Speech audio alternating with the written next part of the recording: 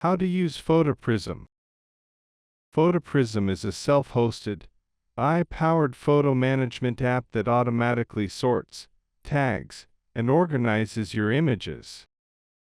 It works on desktops, NAS devices, or even Raspberry Pi, giving you total control over your photo library without relying on big tech cloud services. First, install PhotoPrism on your server or local machine.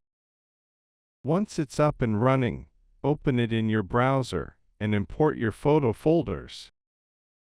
PhotoPrism will scan your collection, detect duplicates, group similar shots, and even add AI-generated tags like beach, sunset, or family for easy searching.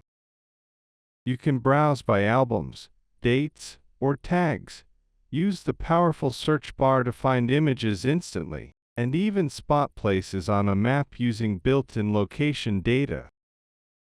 Privacy bonus: it runs on your own hardware, so your data stays with you.